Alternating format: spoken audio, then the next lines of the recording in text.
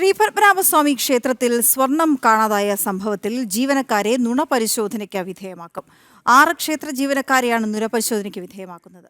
ഇത് സംബന്ധിച്ച് fort police കോടതിയിൽ അപേക്ഷ നൽകി. വി വിനീഷ് ചേർന്നു വിവരങ്ങളുമായി. വിനീഷ്, ഈ അന്വേഷണം എവിടെ എത്തി നിൽക്കുന്ന സാഹചര്യത്തിലാണ് ഇത്തരത്തിലൊരു നുണപരിശോധന ആവശ്യപ്പെടുന്നത്?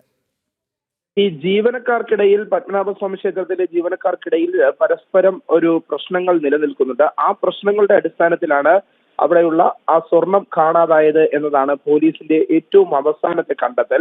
അതിന്റെ അടിസ്ഥാനത്തിൽ തന്നെയാണ് ഈ പരസ്പര പ്രശ്നം നിലനിൽക്കുന്ന 6 ജീവനക്കാരെ നുണപരിശോധനയ്ക്ക് വിധേയമാക്കണമെന്ന ഒരു ആവശ്യം ഫോർട്ട് പോലീസ് ഇപ്പോൾ കോടതിയെ അറിയിച്ചിരിക്കുന്നത്. തിരുവനന്തപുരം ഫോർട്ട് പോലീസ് ഇത് കോടതിയിൽ ഇത്തരത്തിൽ നുണപരിശോധന ആവശ്യമുണ്ട് എന്ന് അറിയിച്ചുകൊണ്ട് കോടതിയിൽ ഹർജി നൽകിയിട്ടുണ്ട്. ഒപ്പം തന്നെ എടുത്തു പറയേണ്ടത്, ഈ ഒരു സ്വർണം കാണാതായ സമയം മുതൽ തന്നെ മോഷണം എന്ന തരത്തിൽ വലിയ രീതിയിലുള്ള പ്രചരണം ഉണ്ടായിരുന്നു. അതിനുശേഷം ക്ഷേത്രത്തിനുള്ളിലെ തന്നെ, ക്ഷേത്ര കാമ്പൗണ്ടിനുള്ളിൽ തന്നെ മണൽപ്പരപ്പിൽ നിന്ന് ഈ സ്വർണം കണ്ടെത്തുന്ന സാഹചര്യവും ഉണ്ടായി. അപ്പോൾ പരസ്പരം ജീവനക്കാർക്ക് അറിയാമായിരുന്നു, അല്ലെങ്കിൽ ഒരു ജീവനക്കാരന് മേൽ പഴി ചാരി വയ്ക്കാൻ മറ്റൊരു ജീവനക്കാരൻ നടത്തിയ ശ്രമമാണ് ഇത് എന്ന സംശയവും പോലീസിനുണ്ട്.